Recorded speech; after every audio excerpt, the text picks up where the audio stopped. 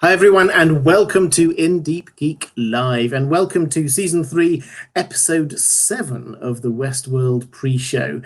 This time I am delighted to introduce two of my favourite people in the entire community. One of whom you should know, because he's been here every week we've done so far, and one of whom you definitely should know because she's an amazing person. I'll start with Hax. Hax, do you want to say hi first? Hey everybody, glad to be back on talking about Westworld. No longer practicing my TikTok dance moves because of nothing else to do in quarantine, but yeah, thank you for having me. I think definitely we need to see those TikTok dance One day. moves, but maybe later. And Vanessa Cole, do you want to say hi? Hello, everyone. It's good to be back. It's been a long time, but happy to be here and happy to talk Westworld. Excellent. So for those who don't know, Hax Dogma has got his own channel. Please do go and check it out. And Vanessa Cole, you've not got your own channel, but you are everywhere. Wonderfully talented artist, which we'll come to later on, as well as you do a Stephen King podcast and you sort of do editing of various websites as well. So why don't we start? Well, we'll start with you, as this is your first time on this season. What have you made of the season so far? I've really enjoyed it. It was funny at the very beginning. I liked the premiere. I thought it's definitely different, but it's been engaging and definitely less confusing, although I'm probably one of the few people that really enjoyed season 2. I loved kind of puzzling it out and figuring out all the little mysteries. But I do like it's been a little more straightforward. There's still things that they're kind of hiding from us that they're making us figure out. But I think it's exciting. There's a lot of action. There's a lot of stuff going on. So I've really enjoyed it so far. Awesome. And that's, I mean, you're not alone in loving season 2. I did. I know Hax did as well. We're unashamed in loving Westworld on this live stream. Let's, as we normally do, we'll focus for the first half of this on last episode, and then the second half we'll kind of look forward to next episode. So let's start off with last episode, episode 6. Hax, there was a lot to talk about. Oh, yeah. But what was your overall impression of it? Love the episode. Super excited for what's to come. I think this idea of, William literally killing himself or the other like parts of himself to just become this one person, no longer separating the William inside of the park and the William outside of the park, and this philanthropist and then monster. And I loved it. I love the progression with William this episode. I love the, this idea of like Hale, being the Decoherence, morphing into her own thing, kind of like running away from the plan that would be better for her species, or the emotional, affect that she has with this real human family. I loved this episode. Yeah, I did too. I mean, Decoherence was the name of the episode, and I think that really worked as a concept of, and we've been building up to this for a while, a concept of the Charlotte version of Dolores kind of breaking free and being independent and all the rest of it. Vanessa, what was your take on that as a whole, as an episode, Decoherence? Did it resound with you? Yeah, I think it was probably my favorite episode so far this season. I loved the stuff with William. I thought it was fascinating. I'm really curious to see what happens with his story, and especially what he means by he's the good guy now, and what side that means he's going to come down on. But yeah, all the stuff with Charlotte was fantastic. I'm also wondering how it's going to affect Maeves and Dolores with what she did to Hector, considering it was that version of Dolores and not Dolores original or Dolores Prime or whatever you want to call her. So there's just so many different dynamics going on, so many different players, and I can't wait to see it kind of come to a head this week.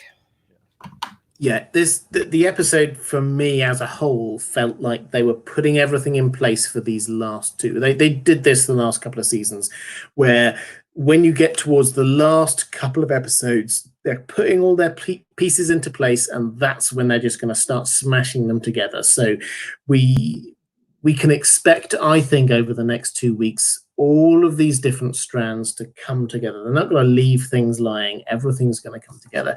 But I want to start with William, you both mentioned William. I think he clearly was the heartbeat of this episode. And let's be clear on what happened. Hax, you're my tech guy. Could you just at a high level explain the difference between augmented reality or AR and a simulation? What was going on with him there? Yeah, so essentially, it's this idea of a cathartic experience, this like therapy that you would go through. And I've actually seen people. So my interpretation of AR when they wrote it down was augmented reality. But I've actually seen someone else call it something else, where it's like not inherently this like. Apparently, it's something that exists. This AR therapy, and it's not so much as like the world changing around you as it is putting you back through these traumatic experiences. And this is apparently something that could happen now with this kind of therapy. But this idea of the augmented goggles and then going through it like that, super fascinating. And I think the main difference is that we've seen this in a few different forms. We've seen this with Dolores wearing the glasses. I think I want to say that the lenses also could theoretically probably have that effect. The contact lenses, and again with these goggles strapped to your face. There's a lot of implications where, we see flat out that he did not know, for the longest time, and for or like the time that he was actually in there wasn't listed. But assuming that he is real and assuming he needs to eat and stuff like that, we can probably say it wasn't that long. So, there's a lot of implications that what if anyone is just wearing these contact lenses, and what if anyone is just going through this AR, this augmented reality, as opposed to actually doing something in the real world. And then it's like, it's not exactly a simulation, but it's also super hard to tell the difference. Yeah, I think that's really interesting. So the AR is, if we're taking it as augmented reality, and I think you're right, we shouldn't necessarily assume that, but that seems to be what it is. It's not that you are personally within this simulation in the same way that Maeve was put into a simulation, but it's just that they kind of like they beam it into you so you believe you're in there. So what William was going through was something that was, that he had stuff attached to his brain and his eyes and all the rest of it. And he was experiencing it as if it were real. Now, Vanessa, what's your take of what he was seeing as a whole? It was quite an intense process. What do you think are the kind of the changes that were going through him through that? I think William liked to lie to himself about who he was and about how the park kind of turned him into this evil monster and brought out all of these dark urges. But obviously we see in the episode that they were always there, and the park just allowed him to indulge in them. And so I feel like he finally was able to recognize that this has always been who I was, and whether or not I was always fated to be this way or I chose to be this way, I can now be someone else. Like, I can kind of incorporate all of these different aspects into the real William, and maybe it is my choice, or maybe it's fate to become the good guy. But he realizes, okay, this is now what I have to do, whether it's my choice or whether it's someone imposing it on me. But I'm going to accept it now, and this is what I'm going to do moving forward. Yeah, it was like a really intensive kind of counselor session, really, wasn't it? Trying to make him address who he was. I think the question is, who is he?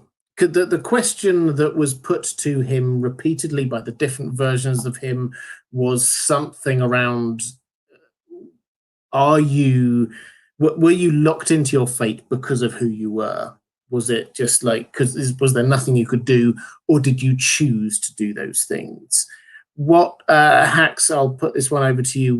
What do you think that we learned from that? Because this whole season, in a way, in fact, most of Westworld, if we're honest, is about this issue. Are we in control of our own destiny, or is it all predetermined for us? Yeah, and that's ultimately, like, it's been such a reoccurring theme, right? And we see it, and this line has been applied for many things, but when William says ultimately, if you can't tell, does it matter, right? That's the showrunner speaking to us saying, hey, ultimately it doesn't matter. Like if you can't see the strings that control the system, you just have to act the best way that you believe that you're going to act.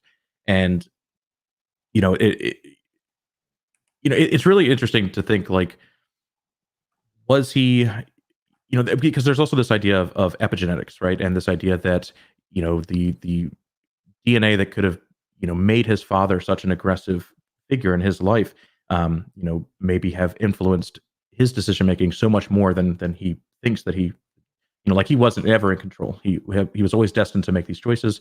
And I think it's fascinating to think about. I honestly don't know what to think about William. I love him as a character. I think that that the way that scene was written was so good. Like so many things. Every single version of himself, like they shamed each other. They, he's like, oh, you fell in love with a host, right? He was like, how? What an idiot! Why would you do that?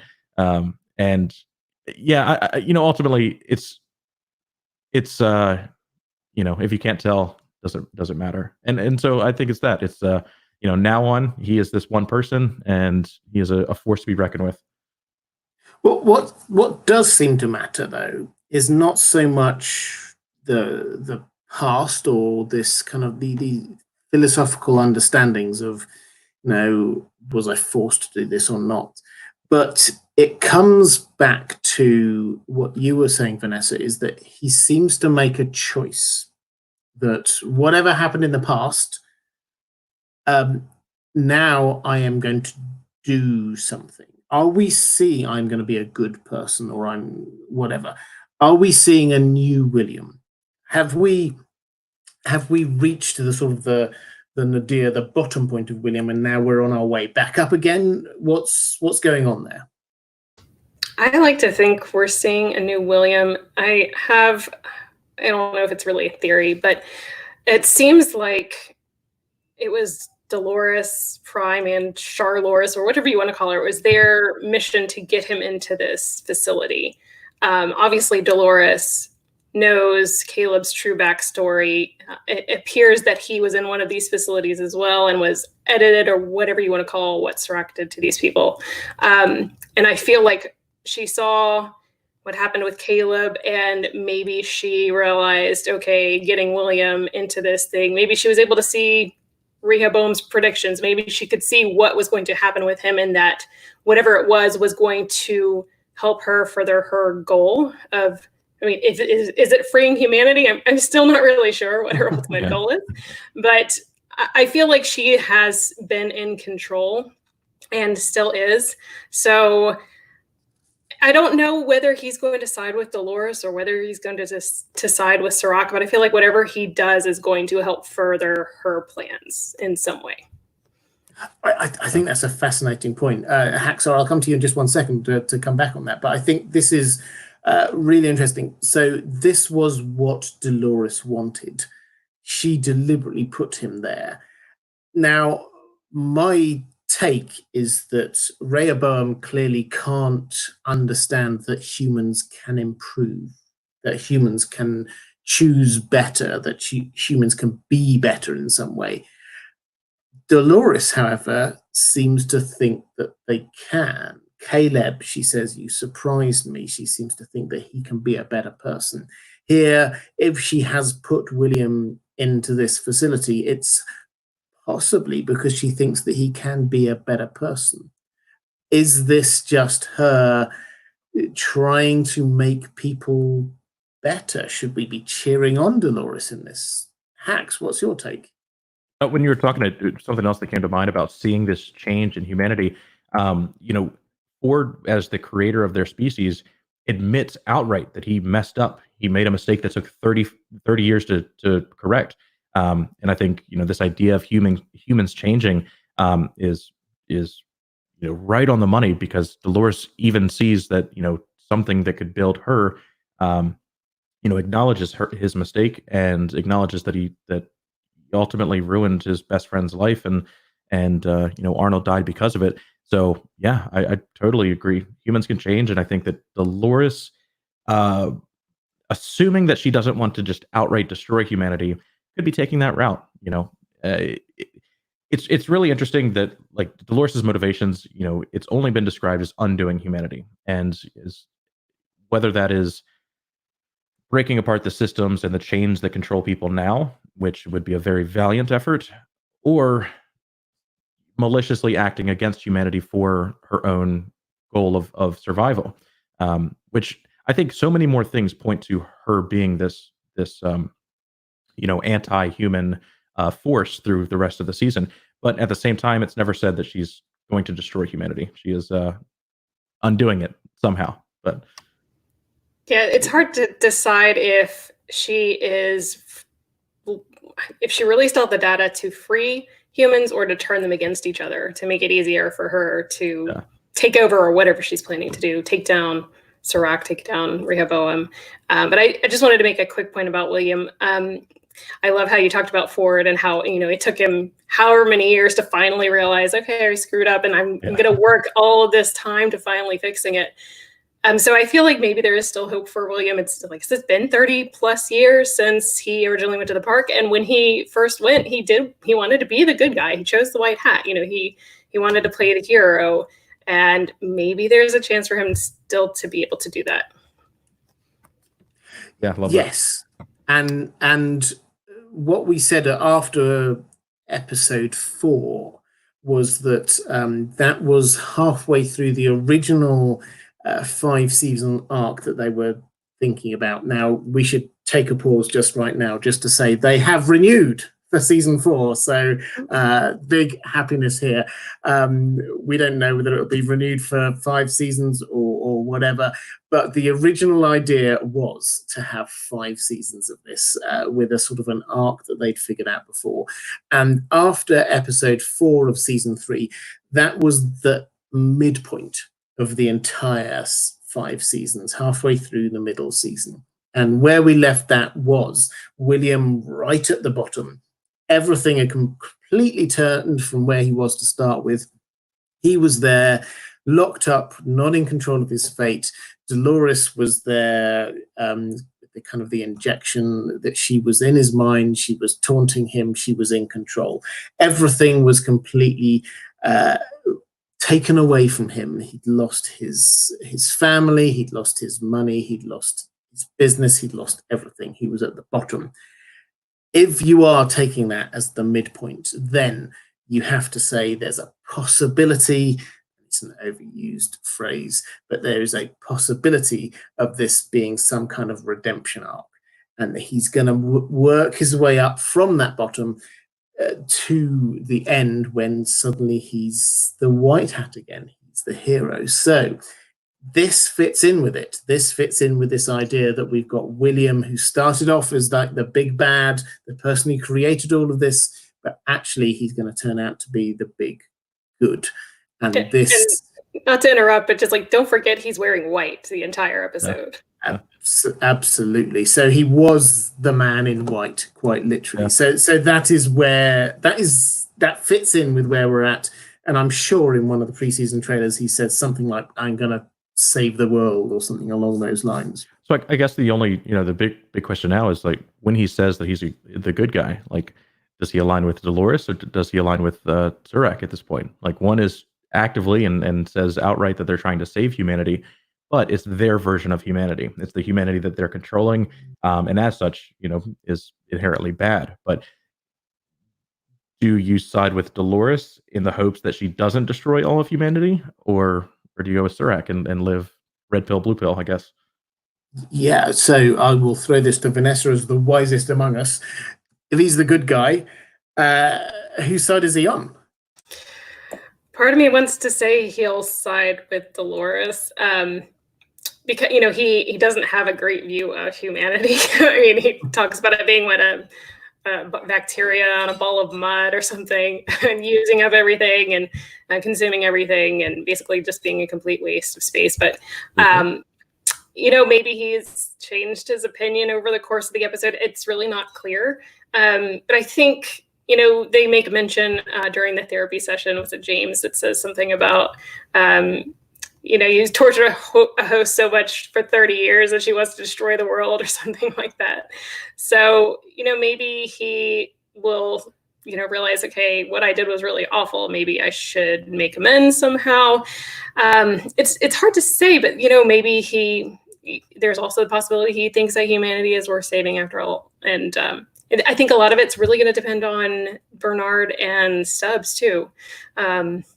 Because, we think, well, at least I think a lot of us think that maybe Stubbs is Serac's mole. And so how is he going to throw a wrench in these plans when he's with Stubbs or when he's with Bernard and William? So like I said, I don't know for sure which way he's going to go. I feel like whatever he does, Dolores will use it for her gain somehow. Absolutely. And I think that the I'm the good guy now thing probably aligns with I'm going to save humanity, I'm going to stop people dying, I'm going to stop the hosts dying, something along those lines. And it's a matter of who actually aligns with that. That might be Dolores in the end, but we don't know. But interesting, I'm going to pick you up on this one, Vanessa, because we talk about this most weeks. Stubbs, you're on the Stubbs is Serac's mole train, yeah, are you? I am, yeah. It's okay. There are very limited options. I really don't think it's William for sure, and I don't think it's Bernard. I feel like Dolores would definitely know if it was.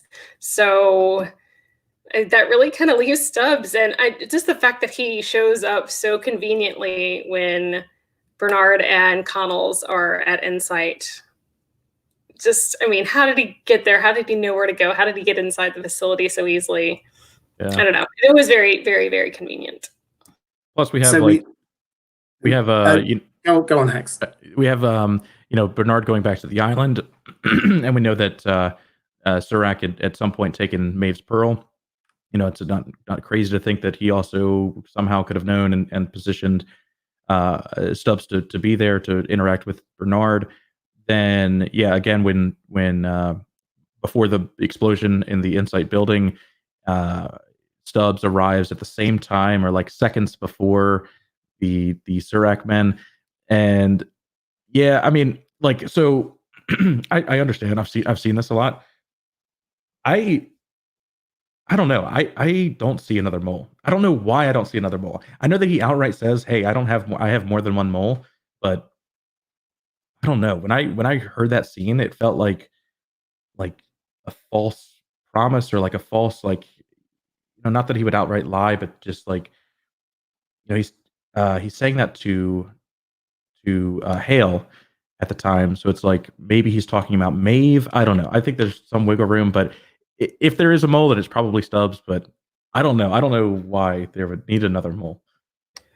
I don't know. My one little pet theory about Stubbs is he had like a brief moment of free will when he tried to kill himself because he didn't want to be used by Serac, and that's why he did it. Not just because my roles, I fulfilled my duty and now I have nothing better to do but die. It seemed kind of a silly reason to do it.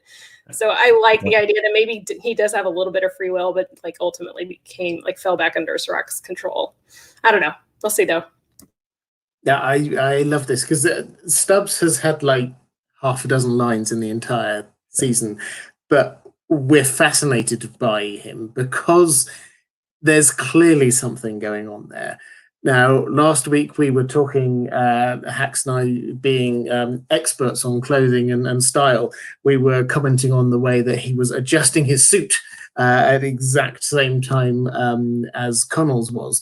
And does that mean that he is another one of these Doloreses hidden away?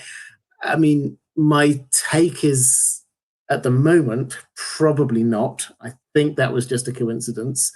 And if I had to guess, I would go with you, Vanessa, that yes, he probably is on Serac's side. There's definitely something going on there, really quite fishy. Yeah, I don't know. I think I'm quite happy to park that. There's definitely something going on there with him. We just do not have the information yet. I did want to very quickly, while I have a moment, say thank you to Peter Vulgaris. Thank you so much for the super chat saying keep up the great content. Thank you. I really appreciate that. And also, Maura Lee, before we went on air, sending a special show of love and support and gratefulness for the fabulous content and stories on both channels. For those who don't know, I have two channels. My second one is The Well Told Tale, where I audio narrate my favorite science fiction and fantasy stories, what I consider to be the best science fiction and fantasy stories ever written.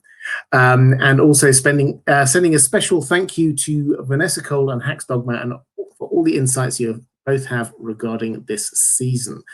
And questions, so this is sort of a Song of Ice and Fire question. I'm going to throw this one to you, Vanessa, if this is okay. Compare and contrast question about Maester Aemon saying Jon Snow Maester Aemon told Jon Snow to kill the boy and let the man be born.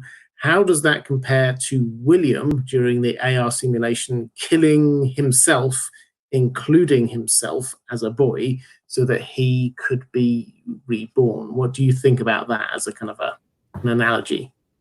I like that analogy. I feel like, it's awfully late for him to let the man be born because, he's not the youngest guy. But yeah, like you said with Ford, it took him, however long to realize that, he had to rectify his mistakes. And so I don't think it's ever too late for someone to fix their problems and change who they are.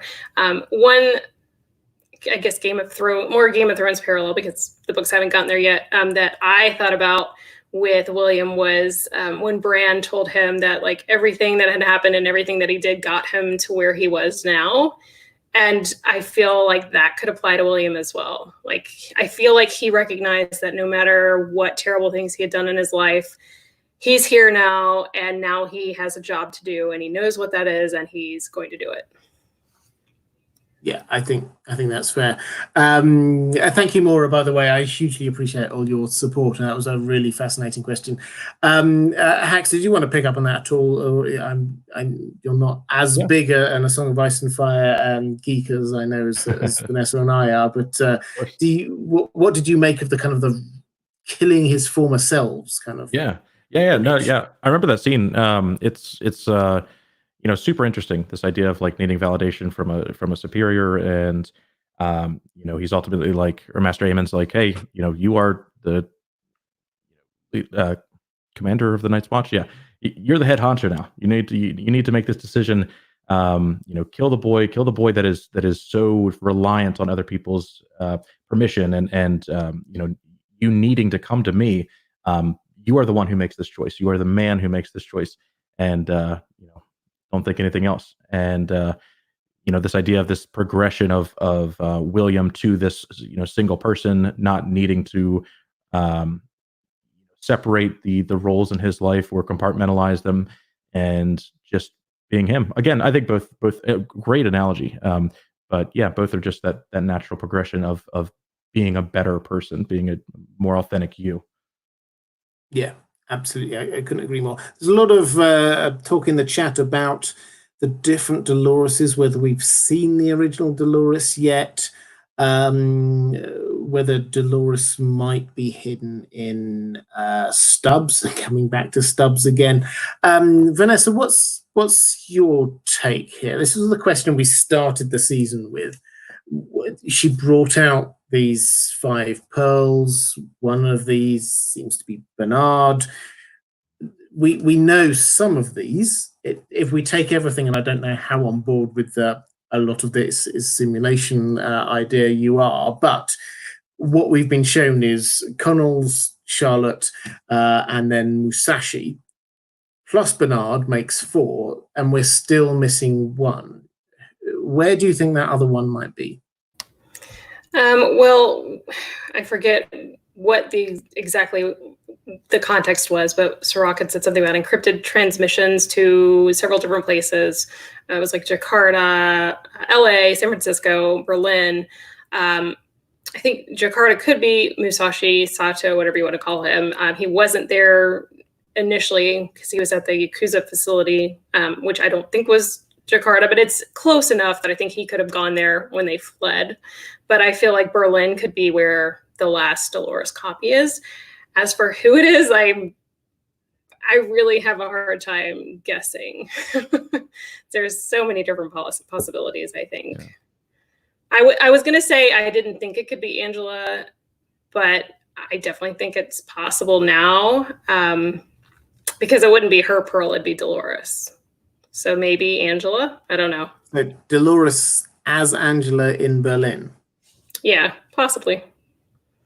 Okay. Did you think we're going to see, and that's just me, because every time I ask people this, they come up with different solutions. Do you think we're going to see that in this episode? I don't know if we'll see it in this episode. I think we'll find out before the end of the season, because I don't know that they were 100% sure if they would get a 4th season. So I feel like they were going to wrap up as much as they could, but still leave it open to continue the storyline. So I think we'll find out. I just don't know if it's going to be tonight. Okay, yeah, that's fair enough. Let's move us on to the Charlotte storyline, because that was one of the other things which was quite big in this last episode. And let's start with the sort of technicalities of the takeover. Hax, you've talked about this a couple of times before. Do you think the takeover when Serac has taken over Delos, do you think that has now happened? What we're seeing is not in a simulation, that's actually real? Ooh. So it's possible, right? It's possible that this is real, but it's also possible that Serac is sitting, like young Serac is literally just chilling with his brother right now, trying to figure out the future. And this is that point in which they are, trying to solve that no humanity, there is humanity, 200 years in the future curve. So in that sense, it could be either. But I think that it happens. I think that, it is, I think this was always bound to happen. There's this plot about getting William out to save the company was, very, I don't know. It's hard to justify. Like, you're going against a man who has trillions of dollars, and I don't think Dolores. Yeah, so I think it's real, but I don't know the implications of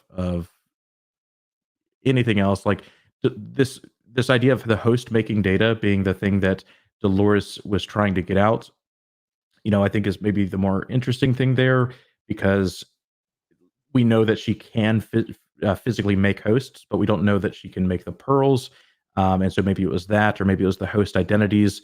But yeah, it was, I think it's real. And I think it's a big change, and maybe kind of, again, making the hosts more of an irreplaceable thing. Whereas, that's like the thing that makes you real in this world.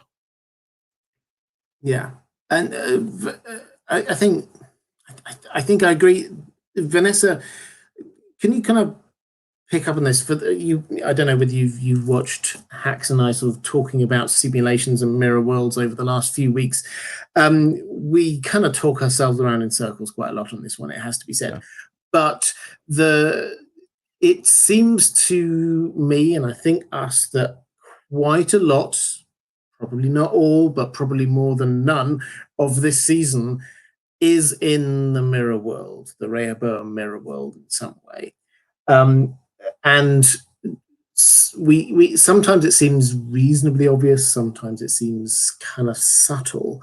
Do you think what we're seeing here, or perhaps more widely, is actually real or not? I know the theory. I don't know. They could definitely be toying with us and showing us just a simulated reality, but I hope not. I mean, I want it to be real. They've got so much backlash for being so confusing in season 2, and I feel like, they did say, oh, it'll be more understandable, it'll be a little more straightforward this year. And I want to feel like they're going to be true to that and not try and confuse us too much. So I know. I feel like it's more meaningful if it's actually happening than if we're just, oh, never mind, guys. The whole season was just a simulation, and next year we'll finally get to the real world. So, yeah, I'm hoping it's real. I'm hoping it actually happened. I share. Like I like the idea of not doing it because it kind of makes it lesser. But I totally see where like the final episode is just this compilation of like them going, okay, this now we do it, and then just hypercut everything together like it's like a super action movie or something. I think that they could pull it off, but I totally agree. This idea of the simulation world, if done wrong, could definitely make it feel lesser. Yeah, it's really a matter of how they do it. If they do it as like a kind of a gotcha thing, like to a degree they did in season 2, where it's like, and now we'll reveal everything that was really happening, that I think will probably annoy people. If they do it in a way that is like, and now you really need to pay attention to what has been happening, that I think could potentially work. I've got one thing which I'm not going to throw to either of you, actually, Hacks or Vanessa, but I will throw out to the chat, because this is just a random observation. The Hacks, I mentioned this to you just before we went on air. It's a random observation, and I don't know if it means anything, but I would love to know if somebody cleverer than us noticed it as well and had thoughts on it. So Charlotte, in this last episode, seemed to be wearing the same clothing she was in, I think it was episode 1, when she had that board meeting and all the rest of it, which might just be coincidence. It might just be that she happens to have a limited wardrobe. Who knows? Maybe she just really likes that suit. Maybe, exactly. I don't blame her because I want it. It's gorgeous and I love it so much. Well, yeah, I've heard a lot of love for that, and I have a lot of love for it for myself. That has to be said. But does it mean anything? Is the question for the chat. If you've got any thoughts on that, do let me know. But obviously, the bigger picture here with Charlotte was that after the takeover, after she went and kind of rescued a few bits, we can talk about that in a moment if you want, either of you guys, she extracted some data and all the rest of it. Then she kind of made a run for it. She got out and went to her family, or real Charlotte's family, and tried to escape, and the car blew up. What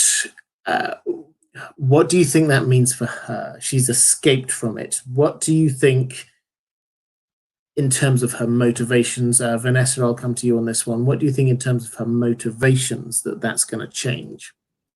I mean, it's tricky because it's Serac's orders that caused the death of her family. But if she hadn't been spending her time trying to follow Dolores' plan, she would have gotten out sooner, and she maybe could have saved them. Although, who knows? Serac probably could have predicted. It's just really hard to say. So I feel like she might be blaming both sides, and kind of like I think what might happen with Maeves is she'll choose her own path and maybe not necessarily side with either one of them. I like it. Yeah. Okay. I think that I totally agree. I think that this emotional side of Hale, right, is outright in this episode. We get told that this is something that the mirror world version or the simulated version that Serac is looking at didn't predict happening. It did not see her calling the family ahead of time, but the real Charlotte Hale would have. So in the simulation, assuming that that's the point in which he realizes that this is not Charlotte Hale, he is thinking that, he knows all of the moves that she's going to do. So at that point, it diverges. I think because this idea of like finding an exploit in the system, I think that that's the exploit. I think that that's how Delores beats Rehoboam, is with these, this emotional side, right? So as such, I think this is all Dolores' plan, in the sense that she knew that putting Hale or putting Delores inside of Hale would create this more emotional character that would eventually diverge from her plan, but ultimately be good because it would make divergences. It would make it harder for Rehoboam to predict the future. And as such, I think this is all still on track. And that she's going to use this. So I don't know. Like, I think Dolores knew that she would diverge. So there probably won't be like that interpersonal, conflict where, hey, why did you do this? Or why did you get in the car at all to try to run away? But it'll be interesting how all of that unfolds. So your take is that this is still all part of Dolores' plan. I mean, she did seem quite relaxed about all of this when Charlotte was calling her saying, I feel like I'm slipping away from you. I'm becoming another person. It was like, okay, fine, carry on. Dolores didn't react very strongly to that. So, I mean, my take is on a human level. If she is now becoming more human, if not anatomically, then sort of certainly in terms of her personality, she will want some sort of revenge, I guess, against whoever she thinks did that. And I think who she thinks did that would have been Serac. But she's also pulling away from Delores. So we've now got another actor on the scene who has got a different agenda to everything. She is trying to stop both of those two main protagonists from doing what they want. But let's take this across to Maeve for one moment, because Maeve got kind of reactivated. And she spent a reasonable amount of time doing some cathartic killing of Nazis, why not? And then she comes in and is sort of hanging out with her gang. Hector comes back, and Charlotte kills Hector. What do you think, Hax? What do you think that means for Maeve's motivations now going forward? So, I mean, a few episodes ago, when they talked about, or when we were first introduced to Serac, and this idea of him or his and Maeve's goals aligning, I proposed this theory that it might not just be as simple as showing, hey, Dolores has the data, and this is how you do it, or this is why we should align. I proposed that maybe all of this that we were seeing was to get them in line, right? Because now at this point, Maeve has personally been hurt by Dolores, and she has every goal or every desire acting in her own ambition to then go after Dolores because of what Dolores has now done to her. So I think it's possible that all of this was leading to that point in which their goals align. And, as such, we may see Maeve genuinely acting because she believes that it's her idea to take down Dolores. Yeah. All of the Doloreses. All of the DeLoreans, yeah. The DeLoreans.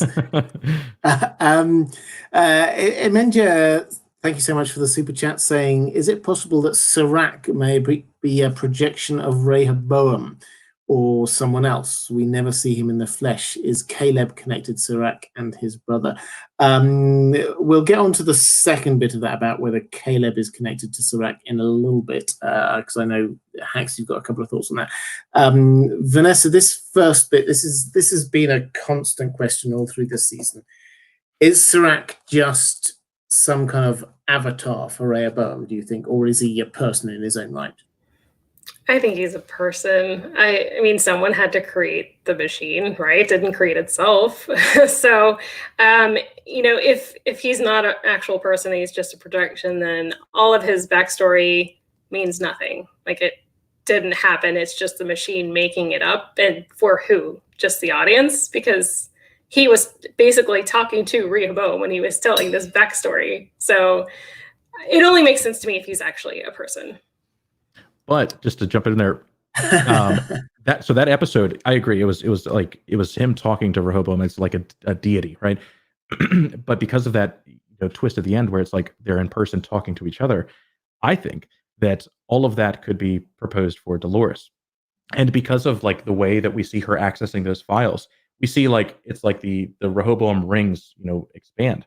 Well, those are all simulated, events, right? And futures, and if we're viewing this as a timeline, then those are theoretical pasts, right? So, this idea of Rehoboam creating an avatar to then, create these falsehoods, these fake memories, for Dolores to then build a plan against, it makes sense, right? You create this like, um, this not a Trojan horse, but like you what am I trying to say here? Yeah, just a fake memory, and then Dolores is looking at this, analyzing this, trying to figure out how to bring down Serac, when in reality it's all based on nonsense. It never existed, and that I agree is cool. But yeah, I mean, I don't think it's fake though.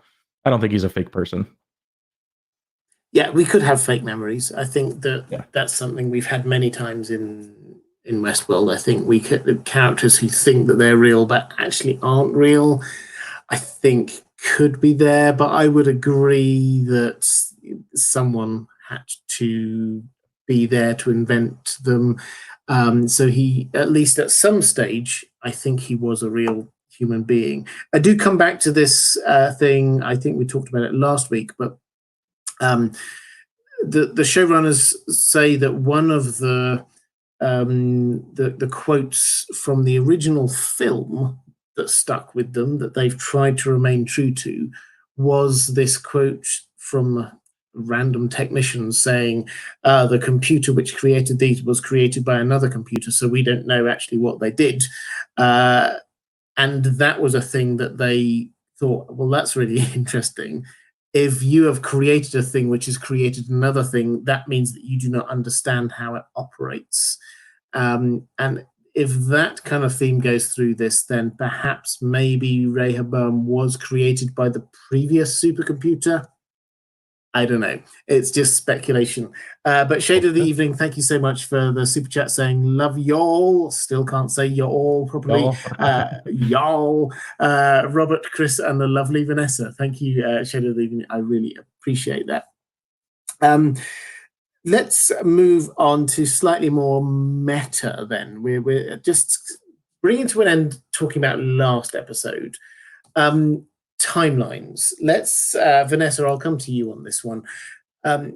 One thing we've been thinking about all the way through this season is, how do these different timelines fit together? Are they working at the same point in time? Do you think that we've now had confirmation, given all of the little hints in this episode, that everything is roughly happening at the same time? I like to think so. Like I said, given the flack that they got last season about all of the weird time stuff, I don't know that they'd pull the same trick twice. I mean, it's hard to say for sure, because you never know with them like what they're going to do. But I would think, if they do have something up their sleeve, it would be something different, and that we are seeing events happening at roughly the same time period. Okay, so we've had, in this episode, we had, I think they're more than hints, but so William and the arrival of Bernard, for example, that was tied together. So that happened, and we know that seems to have happened at the same time as the release of the data, because that was going on in the background of that thing there. Similarly, over on the other side, when we get what's happening with Charlotte, we've had this the idea about buying out the company and what's happening with Maeves. That also seems to be tied in together. So yes, on the face of it, it does seem to. But Hax, I'm going to throw to you on the meta issue of simulations. Is it possible that although everything seems to be at the same time, we're looking at different versions of reality at the same time? Yeah, and totally possible. So I think, in the early episodes when we're discussing this, a lot of things pointed to Serac having more information about Westworld, about the park and how the guests behave, and the hosts, and just a lot more information. And I think that was one of the big things that pointed to maybe this happening after he bought the company. But as it goes, as we've kind of narrowed these scenes together, or piece these scenes together, it seems like that's less and less likely. But I think one thing that has not come up again that was, purposely shown to us is this idea of different speeds of time. Whereas the real world will go at, a metric of 1. The simulation world that Maeve was in was like a metric of 10. It was just going through. And this idea of being able to do more than one, going at the same time, I think could point to some kind of, tomfoolery there, where everything is happening at the same time, but because of the simulation, there is some event that's happening much quicker, or happens at a different rate. And I don't know exactly how that applies or if that will come back, but I do think it was purposeful to show us this information, because otherwise it has literally meant nothing to the plot. Other than like the little tidbit of, oh yeah, I guess machines would work faster, and then we're like, oh, that's interesting, But I think it means something, and I think that if there is timeline play here, that it could very well include that. I agree, it means something. I am more of the opinion that we're going to see that either this episode or next episode, and that it'll come back into play rather than it's happening now. But I mean, it could be wrong for sure. Yeah. It could totally come up with something we haven't seen. Yeah, I think so. And I think that for me, the issue is that there are some things that do seem like simulations. I've said it before about this kind of giveaway that we had it in whatever it was, episode 2, whenever we first met Maeve. The simulation didn't understand Lee Sizemore's change in motivations, that they didn't understand that he was a better person, that he sacrificed himself because it was the right thing to do. And that has carried on being dropped in at various times, this idea that Serac and Rehoboam do not understand that people are better. And we see it in that thing from Charlotte with the message that she sends out that confusingly seems to happen twice, that Dolores' version of Charlotte seems to watch twice. We see it in Musashi when he's saying to Maeve, you left me there to die, and she's there saying, no, I didn't. We see it there when we had that weird scene with Dolores and Serac in the sort of the hangar outside the aircraft, when he's saying, you've been killed too many times, you're now just, you think you can't die anymore. And she says, nope, I know I can die. Again, it seems that they got that one slightly wrong.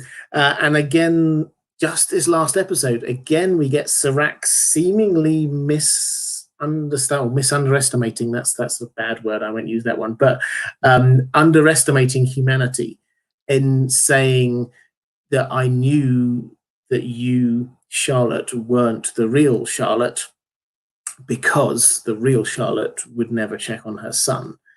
And again, it's the fact that we've had this now 4, probably even more times through the season.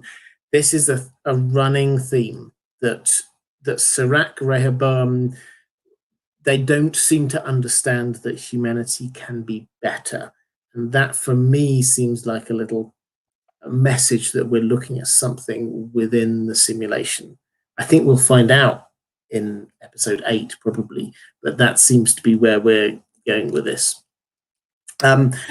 Just to jump in real quick, to me, that just makes it more obvious why Serac is so hard after this data from the park, the guest data, because he says at one point that basically the algorithm they built was based off of human behavior and the cyclical nature of history and how things keep repeating, but he didn't have a complete map of the human brain, which is what he believes is in the guest data, because they were able to do that because they were trying basically to replicate a human in a host body with Delos.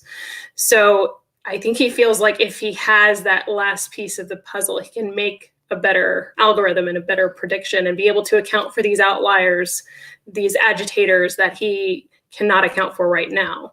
And I think that's why it keeps coming up over the course of the season. Yeah, I agree with that, definitely. I think that is why he is underestimating humanity, because he doesn't have the information. I think what I'm trying to get at is, what does that mean for the plot of this season? Sorry, Hacks. If you wanted to- sorry.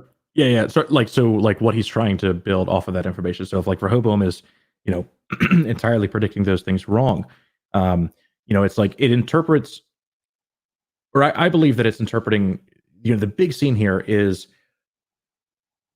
in my opinion, when Charlotte Hale, the real Charlotte Hale, leaves a message for Nathan Hale. Right. I think that is a crucial point, because one time during the day, the Charlotte Hale Halores views that, and she's very docile. She's like, nothing is wrong. She's like, okay, acknowledge this. But then she goes on and kills somebody in the park. The second time she views that, it's a night, and she is very emotional, and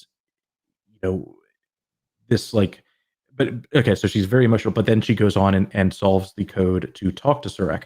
And I think that those are mirror world versions, and or one of those is a mirror world version. And then the implication ultimately being, Serac is making assumptions on this entire plan on one of those two scenarios, when, really one didn't happen.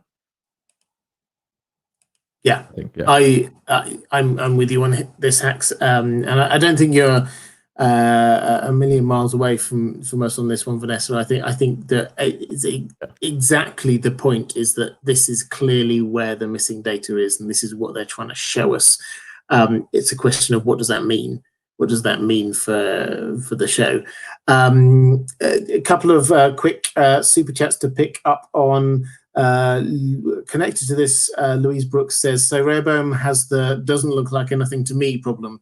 Yes, that was the point. I think it's right. It is that it's just like it cannot compute some things, and there are some elements to what it's about that it just to its understanding of humanity that are not yet right. And I think, Hacks, last week you were making the point that all of the data, the released data that we've seen, everything is downbeat. It's bad. It's like, you're going to commit suicide in a few years. You've been having affairs with your patients. You've got a problem with narcotics. There's nothing like, actually, you're surprisingly good at your job. Actually, I mean, there's nothing positive Live forever. going on there. Exactly. There's it's very downbeat. It's very much Rehoboam does not understand the entirety of what humanity is about, which ties in with something Lisa Joy was saying pre-season, which is that she has got a very optimistic view about humanity, and she wanted that reflected in Westworld in some way. And I think that will come out, is that it's Rehoboam. However you cut the cake, Rehoboam does not have a fully rounded understanding of what it is to be human. Vigstable saying, many times in the show, people wear their glasses to see Serac's hologram, but the Delos board of directors see him without wearing glasses. Is there anything to this? Vanessa, do you want to take this one? Whoa. I mean, I don't know. Like, Dolores has the contacts, so do other people have the contacts and we just don't see? I don't know. It's what I really don't have an answer for. It's a tough one. I think that there are times when people seem to be able to see him without them in, but we don't know. Again, I think the contacts is the thing that we never understand exactly. So when Charlotte goes to meet him, the implication is that others can see him. I think it's as you say, it's the contacts. But Hacks, as always, you're our technical genius. Is there a way around this? No, I mean, that was huge. That was a great observation. Trim your mustache, I will. My wife agrees. And wow. So I think it could be continuity issue, because the implications of that it does align with this entire thing being in the simulation. And as such, could see him without this aid that they've purposely, they've shown us so many times the need to put on those glasses and then witness that. At the very start of this, when Dolores goes after the guy who assaulted her in the park years ago for a bachelor party, that was a part of that crucial scene. And yeah, I mean, that is such a interesting thing to me. If it's not proof outright that that's simulation, then it's a continuity issue. Which, that's been a big thing this entire show, is that, it could be, it could be a supporting bit of evidence for a theory, or it could be continuity. Exactly, like the 6 years thing, which I will keep on coming back to until somebody tells me otherwise. We thought that this was all happening in the year, I think it was 2052 or whatever it was, and then we got told it was 2058. I think there's a 6-year gap between the time we thought we were in at the end of season 2 and the time we were told we were in at the beginning of season 3. That might just be an oversight. It could just be a continuity error. It might be they forgot what year they thought they were doing it in. But they, so far, have been pretty good about this kind of stuff. So who actually posted that in the chat? I want to. Did somebody put that one up in the chat already? I don't know. It's I've mentioned it a couple of times over the last few weeks. It's it's the I don't know. I'm just leaving it out there because I hope it comes to something, and then people will come back and see how wise I've been in remembering all of that. That would be fantastic. But we roughly halfway through, second half of this, we're going to start looking forward to next episode. But always roughly halfway through, we take a moment just to let people know what's going on all of our channels and respective internet lives. Hax, do you want to start off? What have people got to look forward to on Hax Dogma? Yeah. So I will be finishing the season, doing a couple more breakdowns, a couple more theory videos. Working on the second book already. So look forward to that in 10 years. And I'll be also doing a breakdown of Devs. I will be doing a breakdown of a few other shows that I'm thinking of. I'm also thinking about starting a channel discussing historical stories with animation. So all of that, you can find more information on my Twitter at HaxDogma or HaxDogma on YouTube. Excellent. And I don't know if I've done it already, but if I haven't, if you're watching this later, there will somewhere down in the description be a link both to Hax Dogma's channel and also to Cyclic, which is the name of his excellent debut novel. I will make sure that there is a link down there as well. Vanessa, what's going on with you? Well, obviously, I'll be covering the rest of season 3 over at Westworld Watchers. You can also find me occasionally at Watchers on the Wall. Obviously, news has been a little bit light with no filming going on, no production going on, but House of the Dragon is still being written for the first season of that. So hopefully, when all of this is over, we'll be getting a lot more news that we'll be able to share there. You can always follow me on Twitter at VKColeArtist and on Instagram at VKColeArt. Hopefully I have more time to draw once Westworld is over. And I also have, as Robert mentioned earlier, I have a Stephen King podcast that I do with my friend Sam, who is at the Sansa Snark. And you can follow that on Twitter at Needful King, and we're also on Patreon at Needful King. And for those who do not know, Vanessa is an exceptionally talented artist. And I'm going to make her disappear for one moment, because eagle-eyed people will notice that normally somewhere around here is a picture that you can't normally see very well, but I thought this time we would just get it out and you can see that, which is a wonderful piece of art from the wonderful Vanessa Cole. And if you want, you do not just Westworld, you do Game of Thrones, you do various other things as well. Yes. And you can go to my website as well. It's at vkcoleart.com. Excellent. And I will make sure, I don't know if it's down in the description down there, but I will make sure it was there after we go off air. Okay, let's, and as always, I would highly recommend you check out both of these wonderful people. But let's look forward to next week's episode. So we've got a promo, and this time it seems quite Caleb heavy. So whereas this last one we were mostly focusing on William and Charlotte, this time we're coming back onto Caleb, and we seem to be getting a lot of his backstory.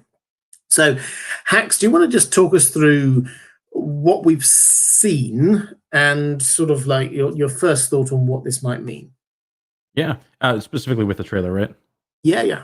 Yeah, so it's really interesting. I like this trailer a lot. It feels like a very action heavy. We're gonna figure out all the all the little crumbs mean about Caleb's mysterious backstory and his friend and who killed who and who is Caleb and I look forward to this Caleb heavy episode because he may be the pawn in all of this. He may be like this grand player that we don't even know about that or well, that we know about but don't fully understand that in reality has much more to do with this plot than we think. And I look forward to it. I think that we may get a little bit of William this episode, but ultimately figuring out who Caleb is, I think, is priority number one here.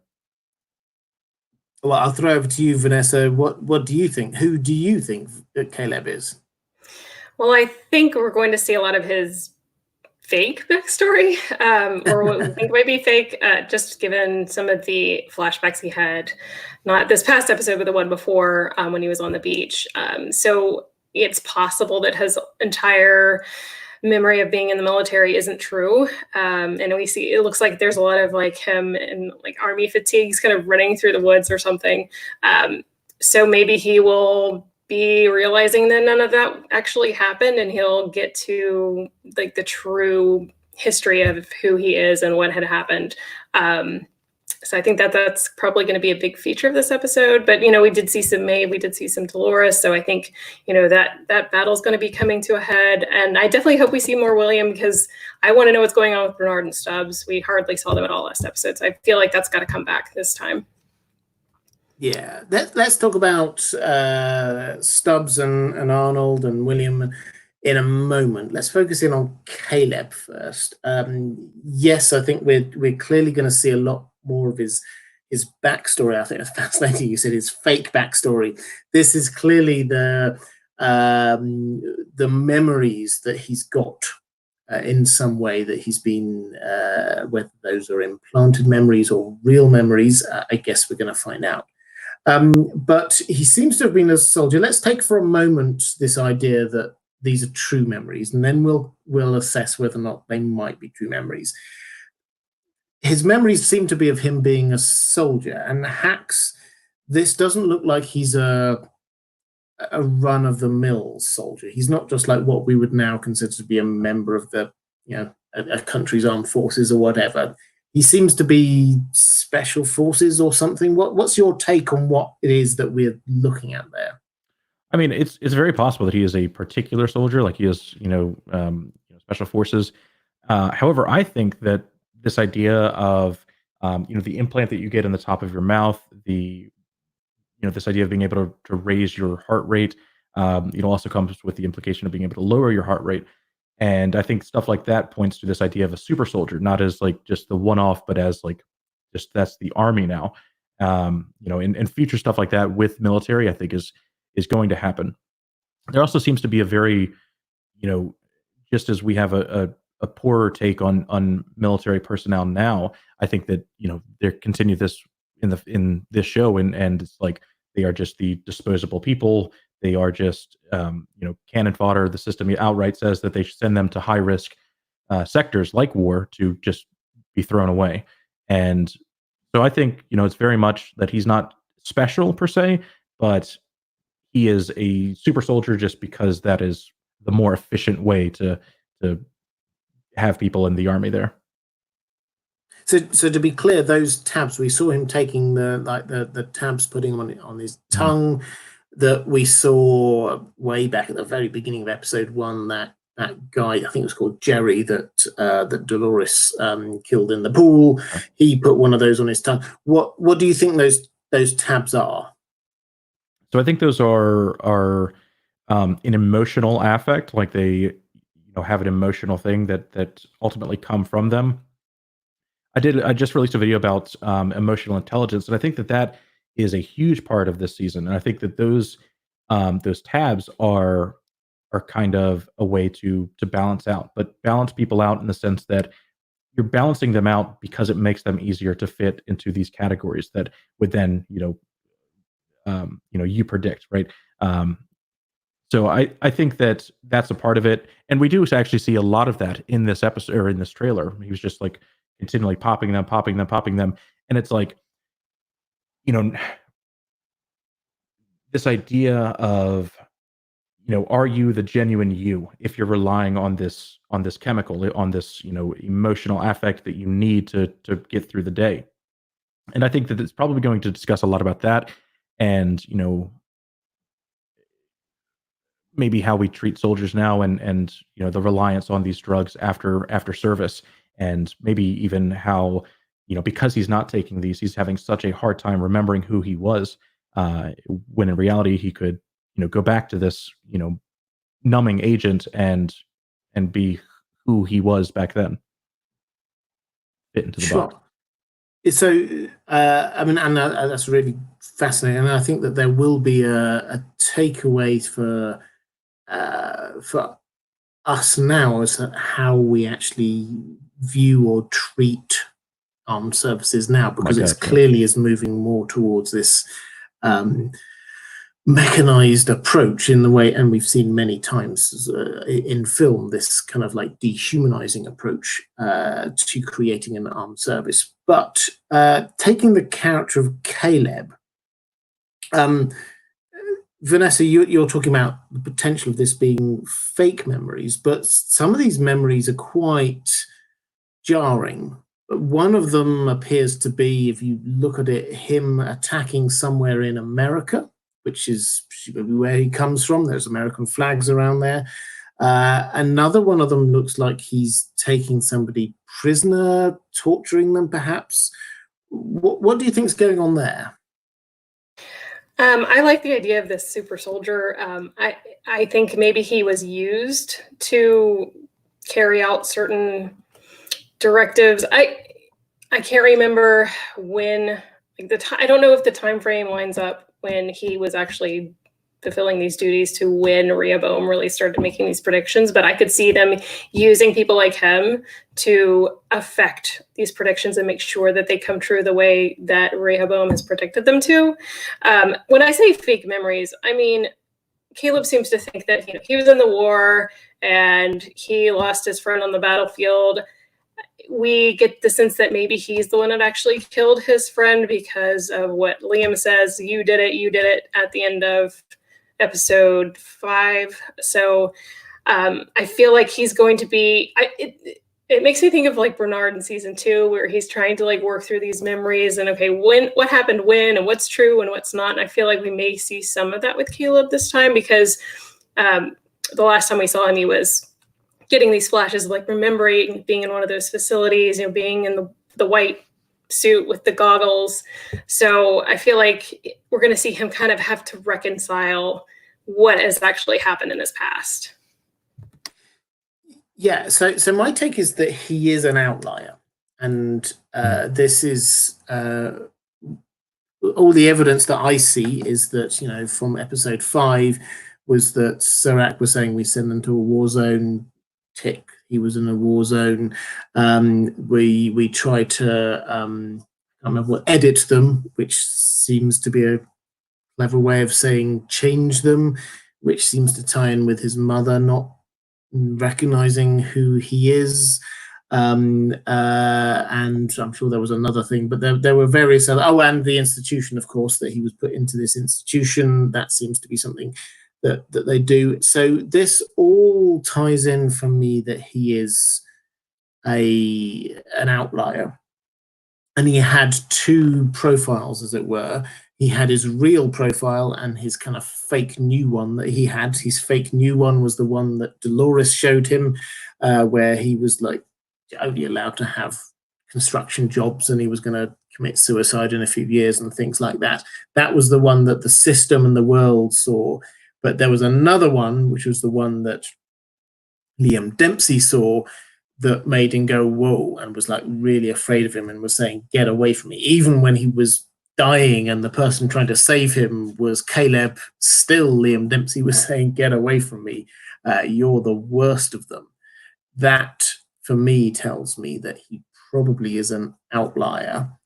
Now, the question is, what does this mean if he is an outlier? Hax, I'll throw to you on this one. First of all, do you agree that he is an outlier? And if so, does that mean that these are actual memories? And what does this actually mean?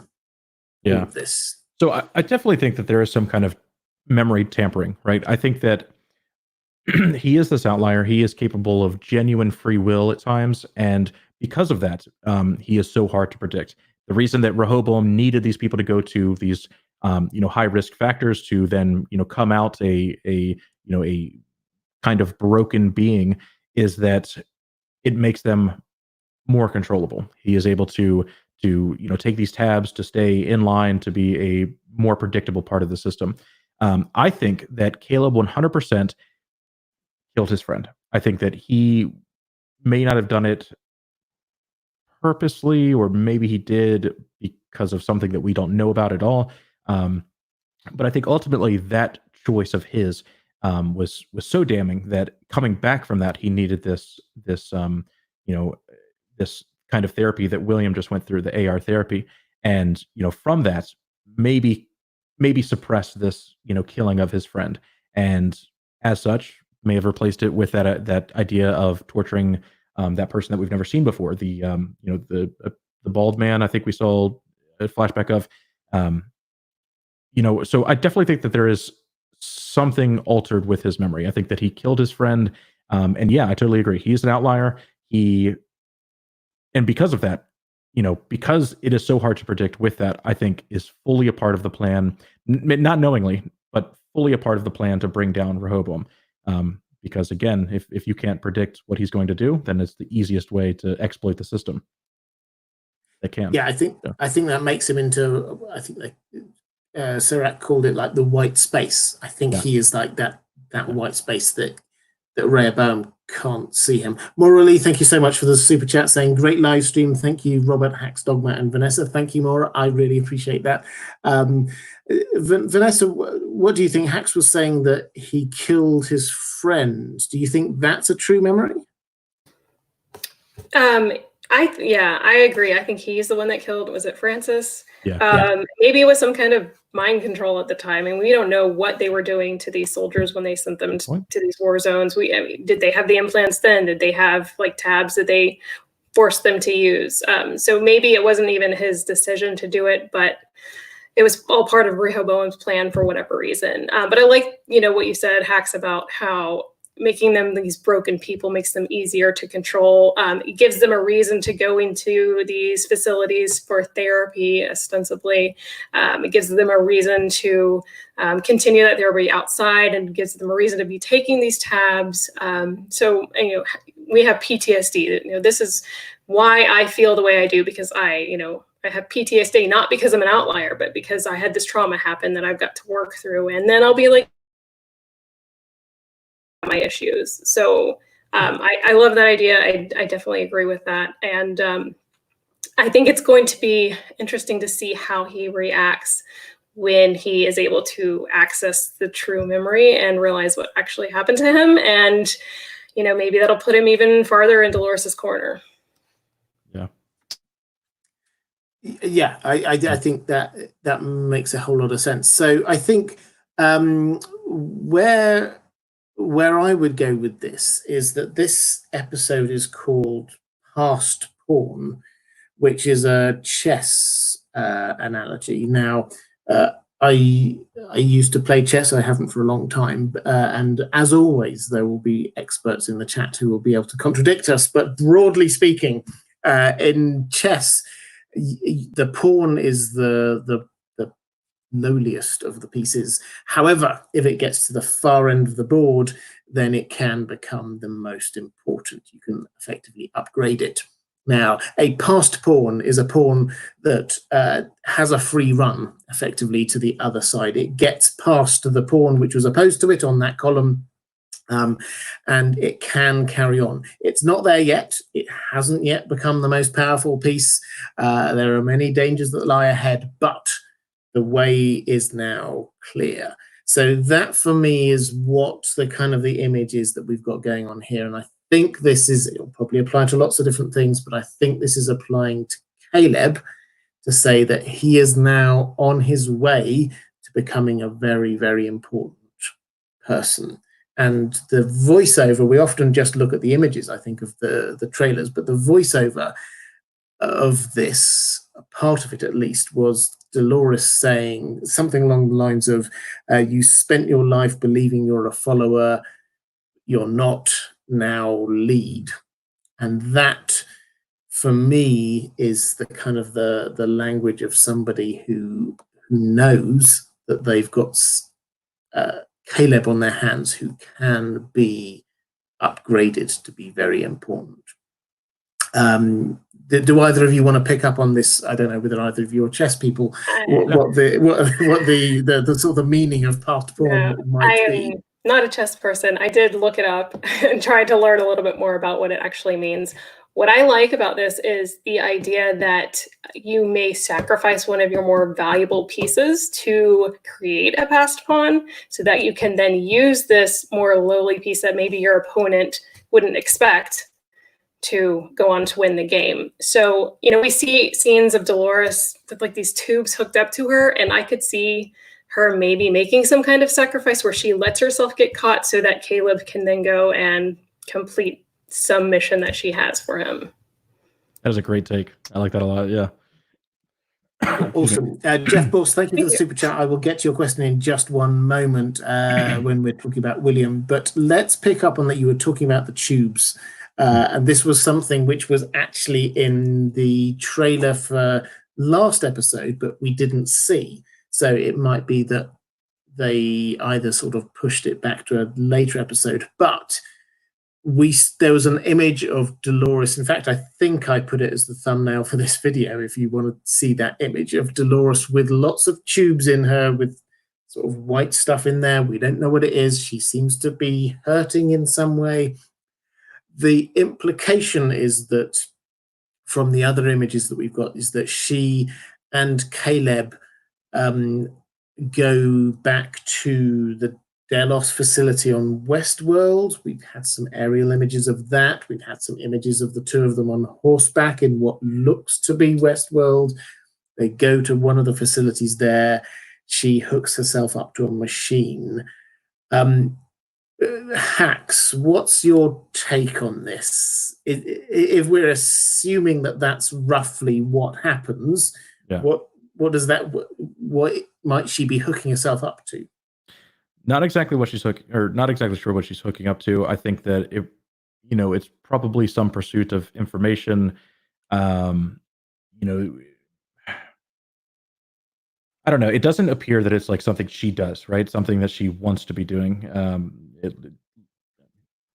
I guess it could be, but she doesn't exactly have a nice face when she's doing that. But this idea of her being that sacrificial lamb to then create the pass pawn position to then become, the leader of this. Wow, I'm totally on board with that. I think again that legitimately is such a smart play of her part. Knowing that he is an outlier, knowing that he does present such an opportunity for humanity to destroy itself. With everyone knowing this information, sit back, let him become the leader, and let it all happen. I love it. Specifically, the tubes, though, I think previously we talked about the location, like where they were going into the body. It does look like a very purposeful location, like mirrored on her bone here. So, like maybe pointing to an intimate knowledge of hosts of whoever is setting this up, but unless it's some pursuit for information or to create the pass pawn, I'm not sure what else it could be.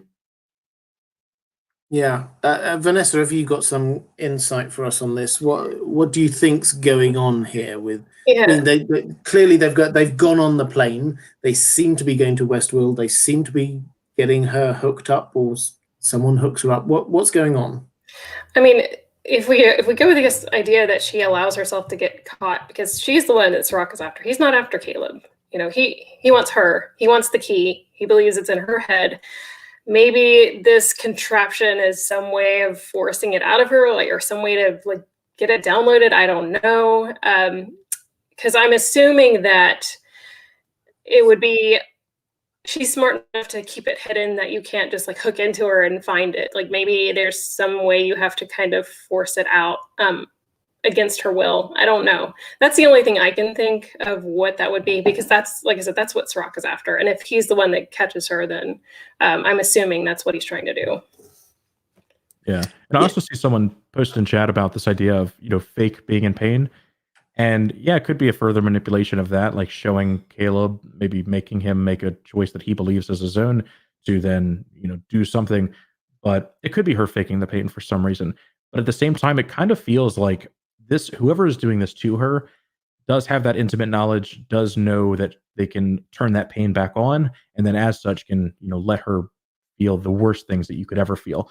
And so that, I think, points to Serac, because he knows that he can put Maeve inside of a virtual hell and exist for all eternity doing the worst that could happen.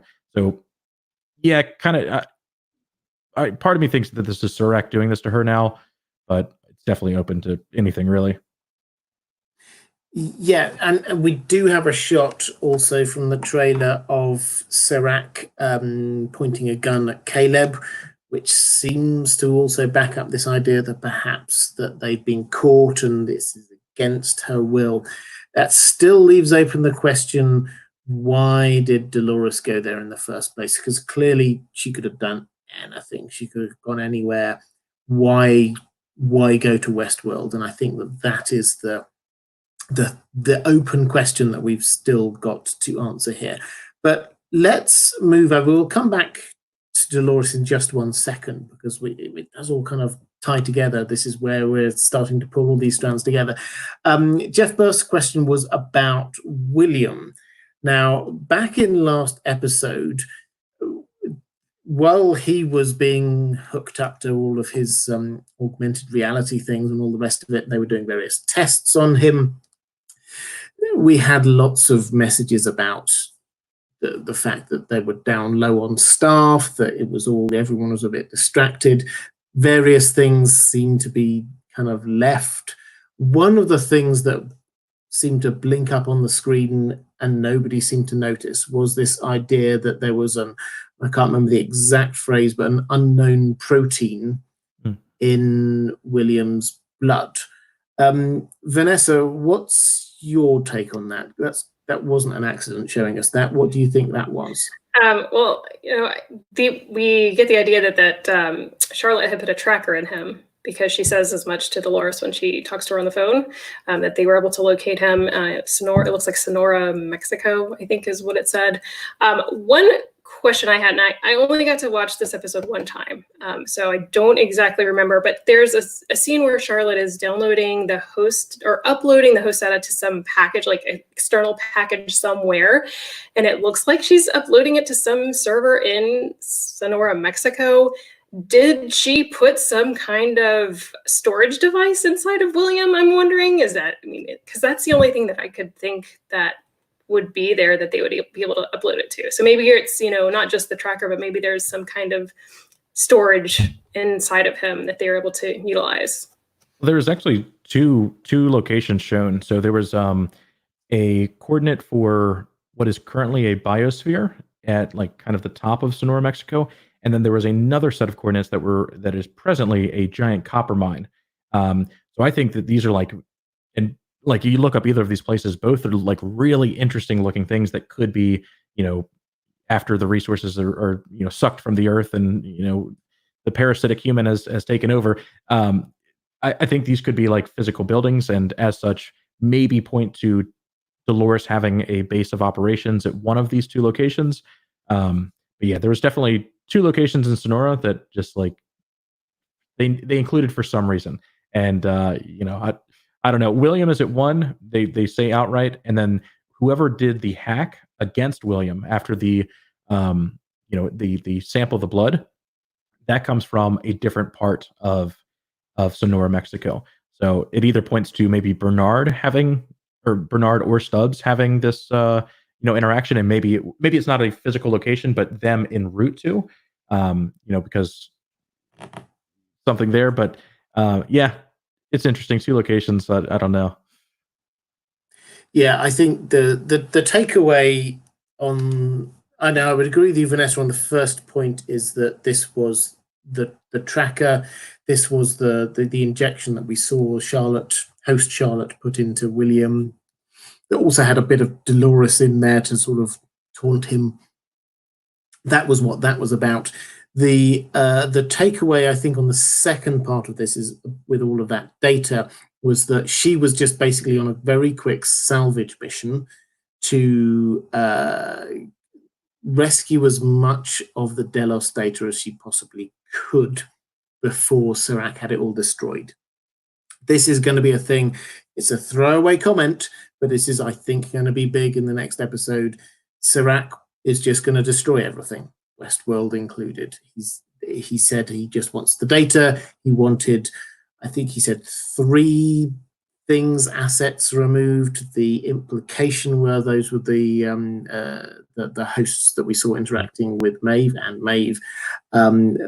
We didn't get full confirmation of that, but that was the implication. But other than that, he's going to destroy it with the satellites. And we saw again one of the the trailer shots was of that satellite and something coming out of it.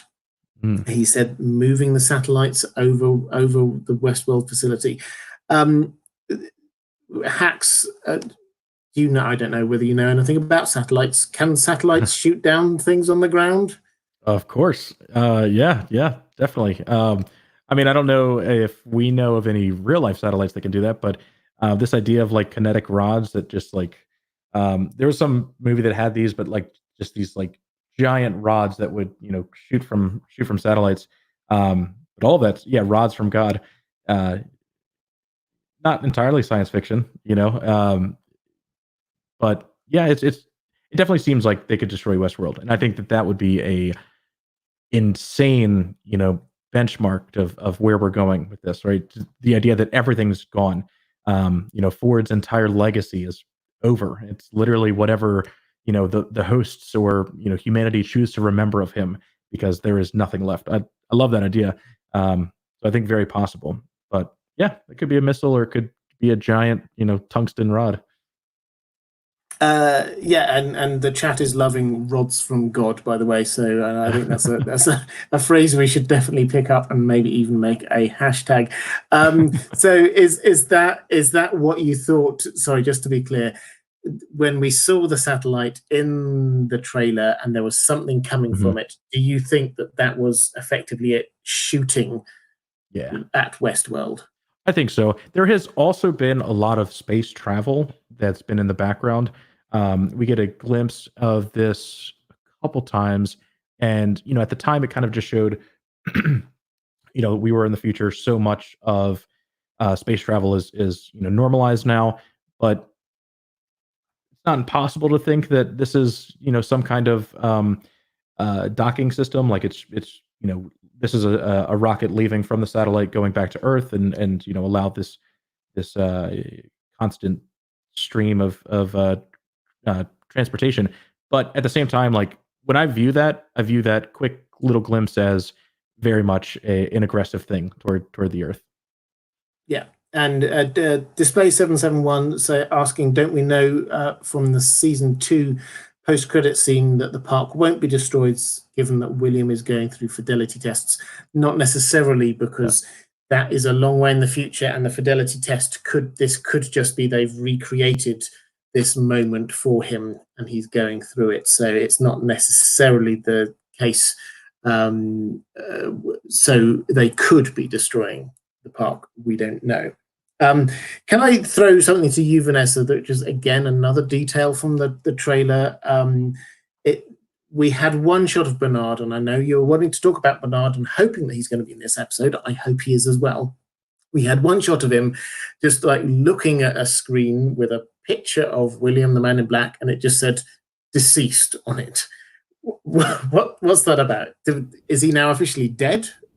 I don't think he's dead. I definitely think that they could make him look dead so that people don't wonder what happened to him if he leaves the facility. You know, maybe just to keep people from trying to track him down. So this was Bernard changing it to make him look dead. Yeah, I mean, we've already seen Charlotte and Dolores do all kinds of hacking into systems. I mean, Maeve could do the same thing. So I think it would be incredibly easy for them to make it appear like he's dead. Okay. So on the bigger picture, and I'm very happy to buy into that. That sounds like a fantastic idea. On the bigger picture, we've got William, who's now, he's the good guy. We've got Bernard, who there's lots going on with Bernard. Happy for you to speculate on that if you want to. But we've got him, and we've also obviously got Stubbs. What are they going to do in this episode? It's a good question.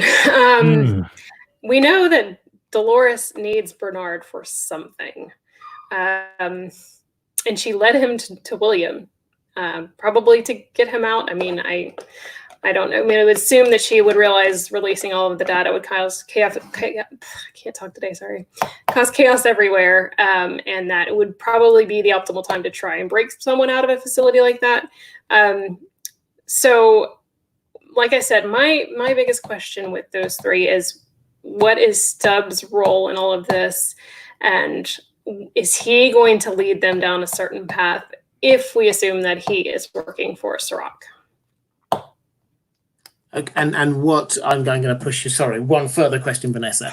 If he is working for Serac, and if he is going to push them down a certain path, what path might he be pushing them down? Maybe into a confrontation with Dolores. Maybe they're going to try. Maybe he's going to try and use them to get to her, capture her for some reason. I think Dolores needs Bernard to do something with Rehoboam. Personally, maybe she can use him as a way to get into the system. I don't know. It's hard to say, but yeah, I don't. There's just so many variables that I really have a hard time making a prediction with what's going to happen with those three. And it's probably unfair to ask you, as I say, I think Bernard is one of the biggest questions that we've got going on. What's happening with that clicker? What's happening with his two personalities? Why did Dolores bring him back? What's his purpose? That there's lots of unanswered questions. Right. I mean, we think that initially he seems to be against Dolores, but do we think he will learn something that will make him rethink fighting her? Because like I said, it's hard to really see who's the villain and who's the good guy. And I don't think we're supposed to even put it in those terms, because it depends on your perspective, really, who's on the side of good and who's on the side of bad. And is there even a good and a bad side? There are pros and cons to what each side is trying to do. And I think it comes down to, do you believe in true free will, or do you believe that the survival of humanity is what's most important? And I think that is something that Bernard is going to have to decide. I think that's fair. Just if you can stop tapping the desk with your pen or whatever it is, Vanessa, I think people are picking up on it through your microphone. That's not a problem. Hacks, what's your take here with Bernard? We've been talking about him and not coming to any conclusions for a long time now. What do you think? We're nearly at the end. What's going to happen with him? I think he's very much this, the key that ties everything together, right? There's, a lot of the season, the start of the season was spent with, us knowing that he was having some kind of crisis, him believing that he was being altered, this emotional side of him, fearing the things that he's done to Elsie being done again, not being commanded to do things against his free will. That was a large part of the first part of the season, and that's not really been coming up again. And outright, last episode, he kind of learns that he is a part of the plan in some capacity. I think that Bernard, until otherwise stated, does not want Dolores, to destroy humanity, to do whatever she's trying to do. Whatever he believes that Dolores is doing, he wants to fight against that. So if he's going to save William from this place, how does he think that that's going to affect Dolores? Does that mean that William is a part of the plan and he is actively fighting against that? Ultimately, I think that Bernard is still trying to go against what Dolores is doing. believing that maybe not all of humanity needs to die, but he may be thinking Dolores' plan is something that it isn't, right? He may think that it's kill all humans, when in reality it's this undoing of humanity where it's defeating Rehoboam right now. And we may see, because of that, a turn in Bernard, but until otherwise stated, again, I think he's acting against Dolores, and as such, rescuing William from this thing and making him deceased in the system. Agreed, is a way to keep him under the radar. And man, I don't know what that means, though. I don't know how William. I have no idea how William would then, not having any of the shares, not having the company even in his name anymore, does anything at this point. But I think, yeah. Well, I mean, the only context I will add to this is that Bernard wasn't the first person brought back. So first of all, we have Charlotte. So Dolores did this kind of like swapsy thing and put herself back in her own body, and then created Charlotte and sent Charlotte out. And then at some point, we then get Bernard appear. My take is that in that gap, because we've got a 3-month gap somewhere here that we know about. We don't know all the details of what happened in that 3-month gap. At some point there, Dolores got access to Rehoboam, and I think that she figured out through Rehoboam what the optimal path was through all of this, and that required Bernard. And I think that is why she brought Bernard back, is that she brought Bernard back knowing that he would, if she set him free and occasionally nudged him in the right direction, he would do the things which are necessary in order for her to achieve her objectives. So that's like Doctor Strange and Tony Stark in Infinity War. 100%. Yeah, exactly. So I think that, and she is. I think that she has been interrogating Rehoboam, and she's come to the 16 billion to 1, whatever it is, that gets the exact path that she needs, and that requires Bernard. I don't think she was entirely fixed on having Bernard to start with. I think she figured out what she needs to do, and then realized that she needed Bernard for her plan. Yeah. So that is the kind of the context that we've got. It's not that she created Bernard and then didn't know what to do with him, and he's just sort of hanging around. This was part of the plan that she came up with once she got out from Westworld. Beyond that, what's happening with the clicker, his 2 different personalities, the differences that seem to be there between the first and second half of episode 1 between his characters, all of those different things, I'm not 100% sure, but I think that what we do know is that he is there because of what Dolores has seen as a way through this. Well, just real quick about his different personalities. He's really an amalgamation of Arnold and Bernard. So she took what she knew of Bernard and also her memories of Arnold to recreate him outside of the park.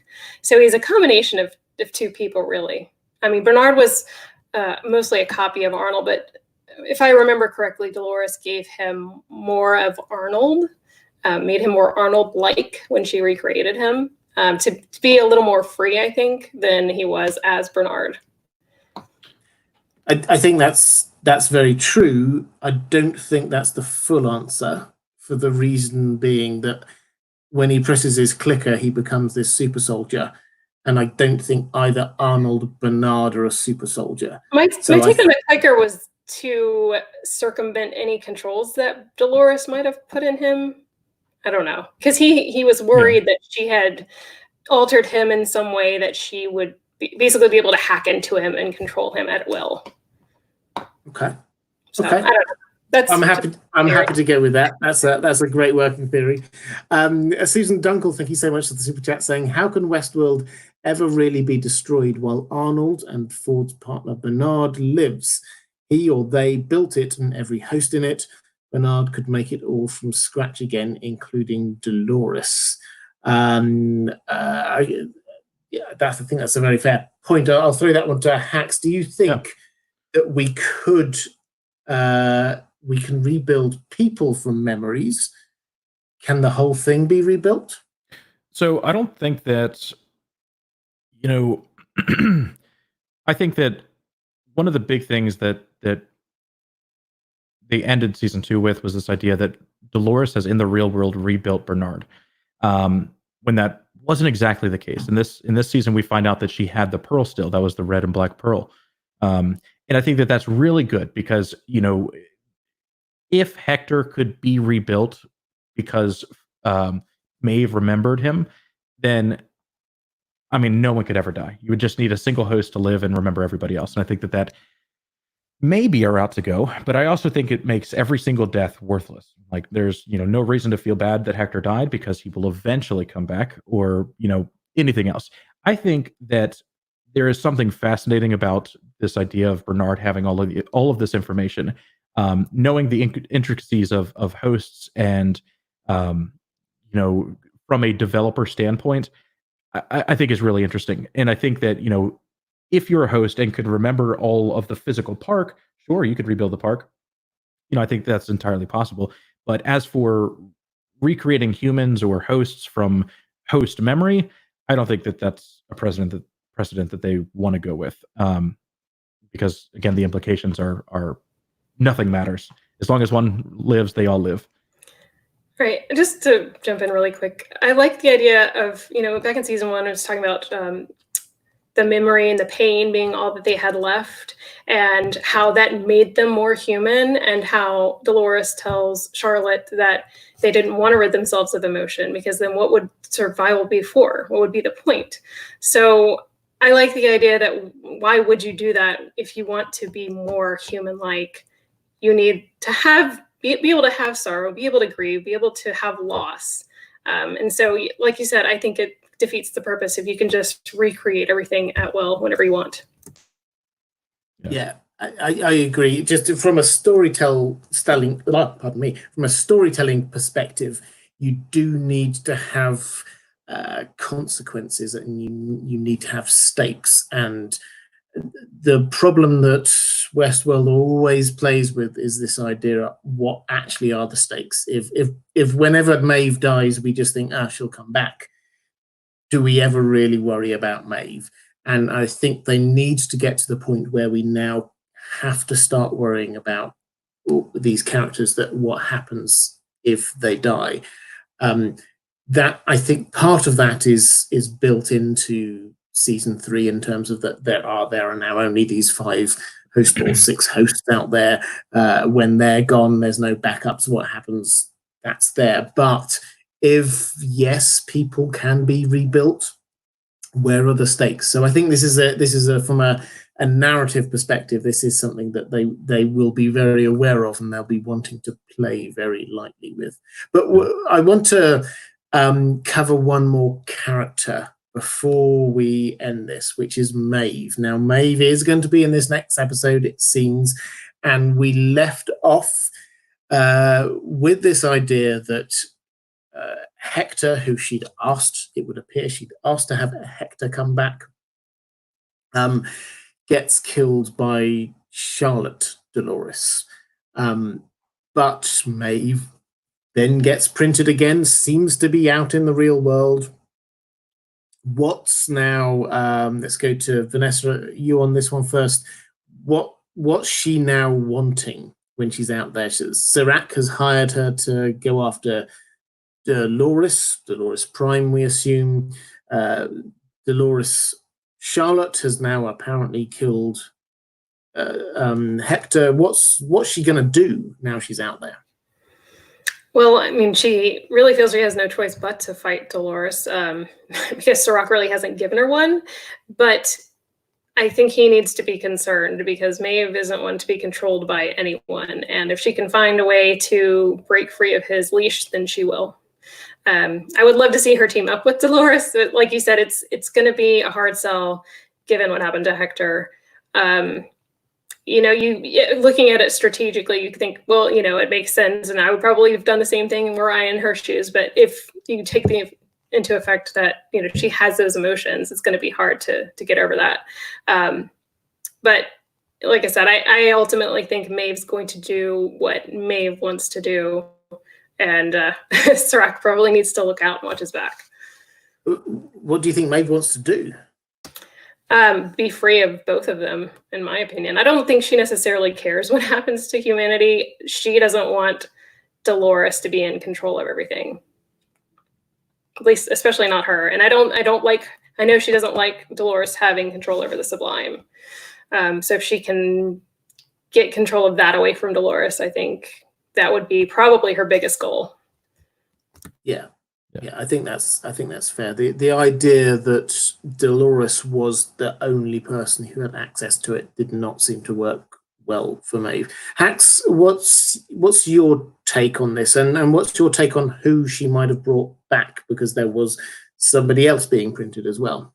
Yeah, I think we know that one of them is well, first off, Maeve's plan. So yeah, I think she definitely wants to, maybe get to the Sublime, which is really interesting. It is like this heavenly thing for hosts, but it does exist on a physical medium that is controlled by somebody. So I don't know how you could ever trust it, right? Say you give up this utility of being a real, host body to then go live in a virtual world. Who says the virtual world doesn't get destroyed directly after that, right? And that's terrifying, and I think is, maybe something they'll explore at some point, but it does seem that that's her goal, is to get that data back, whether she wants to go there or whether she just wants to keep it safe. I think that the people that she's bringing back, one of them is going to be Clementine, because of the host ID. But what's really interesting about Clementine is that we saw her lobotomized. We saw her very much destroyed. We saw the cradle blown up. The version of Clementine and who she can be is really interesting to me. I don't think it's going to be the one that we know, the one that Maeve knows, maybe a imitation of that. But, ultimately, whether the show decides to take that route or not, it will be interesting because I think it's much easier for them just to keep it and it be Clementine again. But again, she was lobotomized and the cradle destroyed. So I don't know how they're recreating Clementine with fidelity. I think Lee Sizemore is also involved in this in some kind of way. I think that the host version of Lee Sizemore that we see in the simulation is, because it wasn't mapped from a human mind, I totally believe that one of these bodies printing, excuse me, could be him. And, whether that is inside of Hector's body, which, the implications of that are pretty cool, all for, all good except for the actor who plays Lee Sizemore, or if that unknown ID was meant for Lee Sizemore always. So, yeah. So you think there's more than one printing? Yeah. So I think the screen shows one that starts with SH that nobody could figure out, one that is assigned to Hector, and then one that is assigned to Clementine. Okay.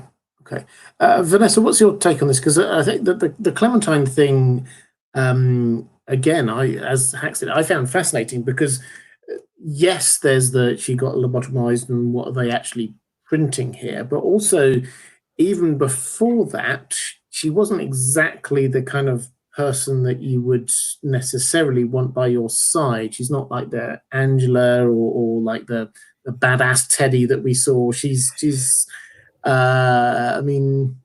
she was somebody there at the Mariposa Saloon. Why would she want her? She was on Dolores' side in season 2. She was very much like Terminator Clementine. And then, they did give her the same ability that Maeve had, where she could control other hosts. When they went out to the Sublime and they were, crossing over, she came through and turned all the hosts against each other. So she has that same ability. So I could see that being very, very useful to Maeve. So you think that what we're having here is going to be the version of Clementine that can, like Maeve, affect all the hosts around. So basically, right, you could do the same thing that happened, as he said in season 2. You just push Clementine towards Dolores, and suddenly Dolores has to do what you want. It's very possible, yeah. And I think she was shot, right? And so there would be no need for a backup pearl because you can just restore them. As long as it's not destroyed, you don't need the backup. as far as I understand. So that's the version I think we would see come back. We did see Maeve alter Hector and bring back his old memories from, not being Ettore anymore, but being Hector. So she may be able to do something similar to Clementine. We don't know the extent of how she can, hack into other hosts and alter their personalities. So.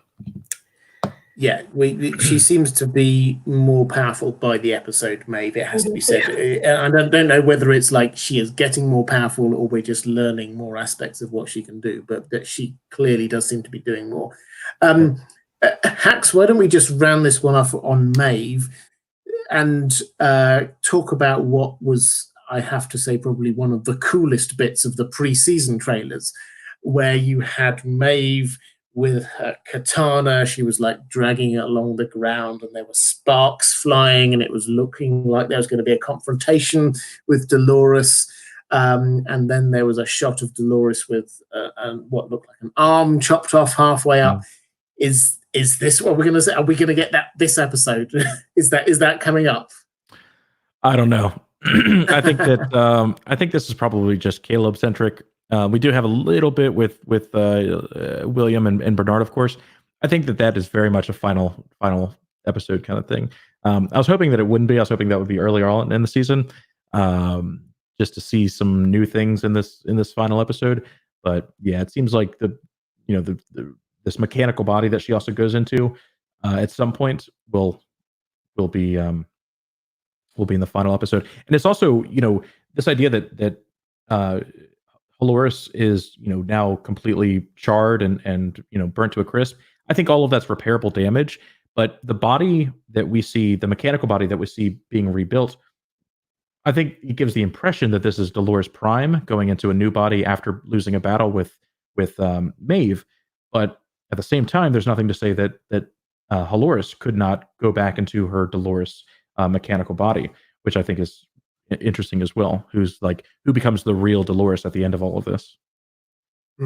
Absolutely. And guys, this is in the chat. This is we're going to be rounding up soon, so now is the time to put any final thoughts down or questions in the chat. What's your take, Vanessa, on this? That they're building up to a confrontation between Dolores and Maeve. Is that this time? Because Dolores seems to have been going to Westworld. Are you with Hax that this is going to be next at the finale? Is that? I feel like we might see some fighting. I feel like the biggest showdown will probably be next episode. It is an extra long episode too. It's like an hour and 16 minutes for the finale. So I would see some kind of climactic battle then. But there may be a little bit here. I feel like we'll at least see some kind of confrontation, even if they don't actually physically fight. Yeah, I think I would agree. Louise Brooks saying Lee Sizemore in Hector's body, that would be hysterical. Yes, I agree it would. I think that whether you picked up on it or not in season 2, it seems that Hector is Lee's idealized man in a way. This is what he would love to be if he was the best version of himself. So part of me, I'm not a huge fan of Lee Sizemore, but part of me, for his sake, wants him to get this opportunity to I love that idea. I love him. I think that would, and then you get this. So would Maeve then want him? I don't know. There's a number of layers to this, but yeah, I think it would work really well. I think from a plot perspective, if we do get Lee Sizemore going into Hector's body. Let's do a couple of final thoughts from you each. Hax, why don't we go with you? And was there anything you spotted in the chat that you want to pick up on, or a final thought on what we can look forward to this episode? Final thoughts. Nothing in chat comes to mind. Final thoughts, though. I'm curious of how they wrap all of this together. I'm really, really hesitant to say that maybe some of this is going to be left for the next season, just because it's going to be 2 years before we see that again. That'll make me real sad. But it definitely seems like they have a lot going on, and similar to how season 1 and season 2 kind of like we're telling a little bit of the same story. I think season 3 and season 4 might overlap heavily. So Yeah, I'm hesitant to say it, but I think that there might be a lot that we have going on that may not be wrapped up as pretty as we think it will be. Say it. Say nice things, Hacks. Yeah, When I'm it all sorry. wrapped up and a little bow on the top. Vanessa, what is there anything you've picked up out on the chat or any final thoughts for us? I was just going to say I tend to agree that I don't think we're going to get a nice, neat little bow at the end of the season. I think it'll be somewhat open-ended, maybe give us a somewhat satisfying conclusion to the arc, but I definitely think there's going to be a lot they're going to have to push off to future seasons. Nothing comes to mind specifically from the chat. I know a lot of people have said that they're not all that interested in Caleb, but I'm really fascinated with his story. I hate the idea of him being a host. I know people have floated that theory out there, and I think it's much more meaningful if he's a human. And I love seeing what kind of impact that's going to have on Dolores. We've already seen the Dolores that's in Charlotte be significantly impacted by her interactions with her family, Charlotte's human family. And so I'm wondering how Dolores will change, in the next couple of episodes from being with Caleb. Yeah, I think that's a really good point. We are looking at how people change. This season is a lot about how people change, and Dolores seems to be somebody who doesn't change, but it will be interesting to see if she does in some way. My final thought that I would just share is whether this season is having a series of homages to Stanley Kubrick films. We had last episode, we had A Clockwork Orange on the chair and the eyes open and all the rest of it. That seems to be a clear reference across to that. Episode before that, we had The Shining. We had the music from The Shining. Episode before that, we had what looks like a reference to Eyes Wide Shut. Have you seen that with the masquerade ball and all the rest of it? Are we going to see some more? There was The Satellite, which looks a little bit 2001-y. Are we going anywhere else with this? So that's just a thought I'm just going to leave there, is that whether or not we've got any more Stanley Kubrick films to have some sort of homage to through this. I said to, I think it was to Hacks actually before we went on air, whether we're going to have an I am Spartacus moment with it. I am Dolores. No, I am Dolores. But maybe they won't go with that one. That's just in my mind.